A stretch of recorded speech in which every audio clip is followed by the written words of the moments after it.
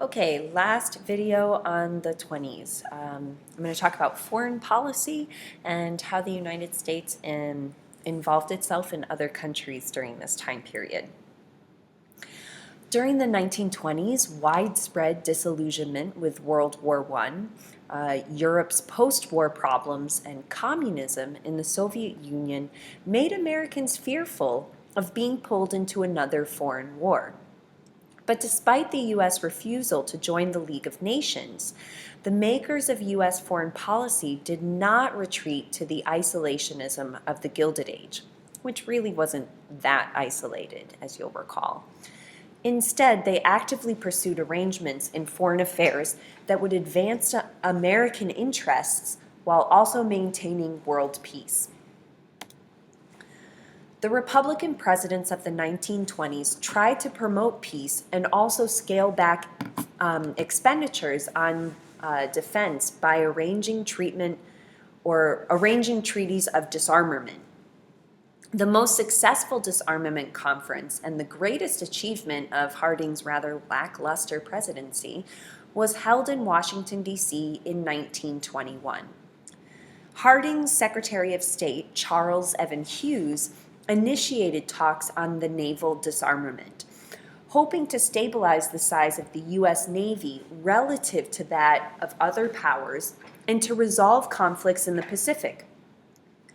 Representatives to the Washington Conference came from Belgium, China, France, Great Britain, Italy, Japan, the Netherlands, and Portugal.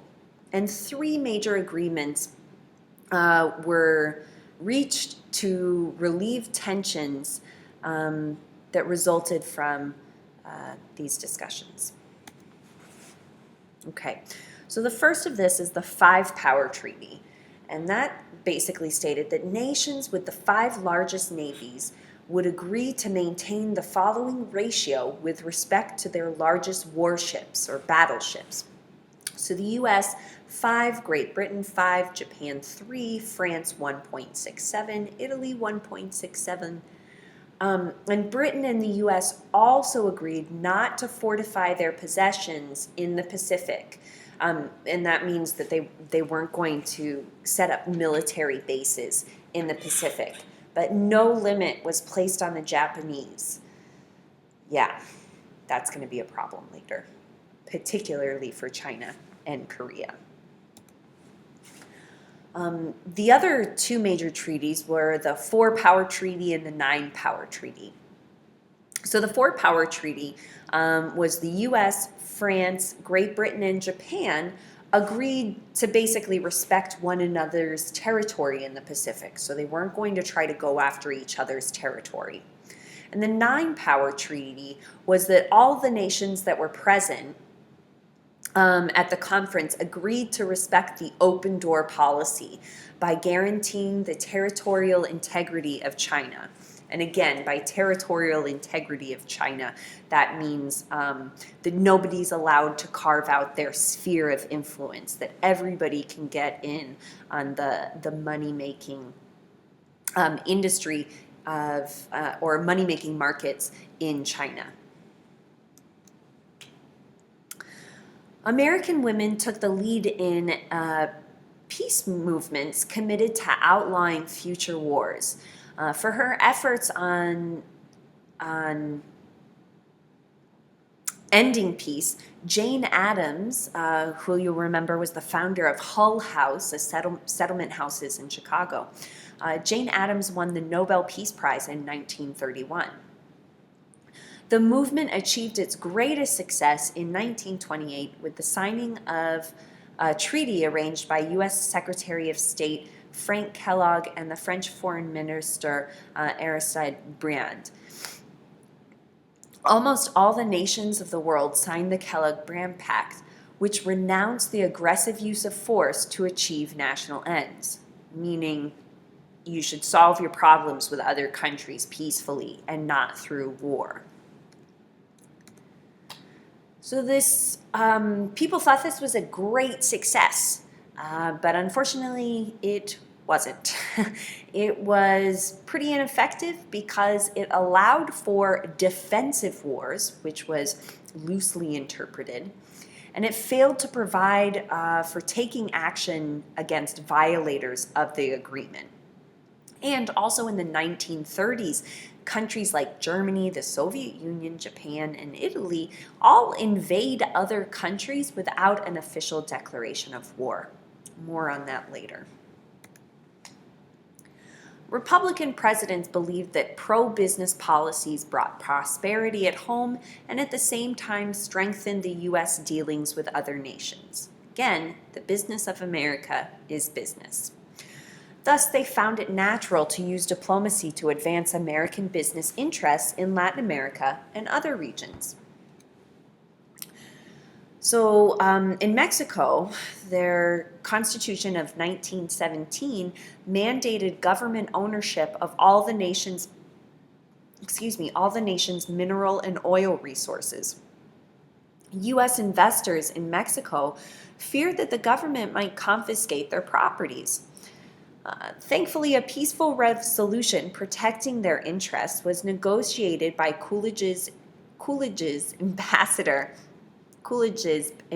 to Mexico, Dwight Morrow, in 1927. Sorry guys, cold meds, long day. Elsewhere in Latin America, Coolidge kept U.S. troops in Nicaragua and Haiti, but withdrew them from the Dominican Republic in 1924. While American military influence declined, American economic impact increased. U.S. investments in Latin America doubled between 1919 and 1924. So that's going to lead to quite a bit of U.S. foreign policy involving Latin America later. In the Middle East, oil reserves were quickly becoming a major source of potential wealth. Remember, we talked about the rise of the automobile and how it created new industries and how oil became a new source of energy for the United States. Well, the United States was not the only one, to have the automobile. Eventually, other nations were using that as well, and other nations were increasing their dependency on oil. And so the Middle East became an area of great interest.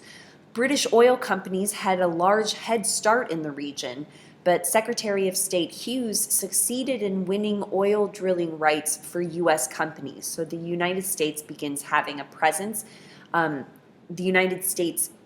U.S. business begins having a presence in the Middle East. All right, let's talk about tariffs because they end up being a big deal. Passed by Congress in 1922, the Fordney-McCumber tariff increased the duties on foreign manufactured goods by 25%. So this was a protective tariff of U.S. business interests in the short run, but it was really destructive in the long run. Because of it, European nations were slow to recover from the war because now fewer people were buying their goods because it cost them more. And as a result, they had a difficult time repaying their war debts to the United States. Also, European nations responded to these high U.S. tariffs by imposing tariffs of their own on American imports. Now, ultimately, these obstacles to international trade weakened the world economy and were one of the reasons for the Great Depression of the 1930s. Here's the change over time. Before World War I, the U.S. had been a debtor nation, importing more than it exported. It emerged from World War I, however, as a creditor nation, having lent more than $10 billion to the Allies. Harding and Coolidge insisted that Britain and France pay back every penny of their war debts. The British and French objected. They pointed out that they suffered much worse losses than the Americans during the war, and that the borrowed money had been spent in the U.S., and that high U.S. tariffs made it more difficult to pay off their war debts. Also problematic was the Treaty of Versailles, which required Germany to pay $30 billion in reparations to the Allies. But how were Britain and France to collect this money? Germany was bankrupt, had soaring inflation, and was near economic and government collapse. So Charles Dawes, an American banker who would become Coolidge's vice president, negotiated a compromise that was accepted by all sides in 1924. And we call this the Dawes Plan. And it established a cycle of payments flowing from the U.S. to Germany, from Germany to the Allies. And again, remember when we were talking about Native American policies and westward expansion, and I told you guys not to confuse the Dawes Severalty Act with just calling it the Dawes Act, and that's because of this right here. So two very different pieces of legislation. So the Dawes Plan provided that for the following. U.S. banks would lend Germany huge sums of money to rebuild its economy and pay their reparations to Britain and France. In turn, Britain and France would use the reparations money to pay off their war debts to the United States. This cycle helped to ease financial problems on both sides of the Atlantic.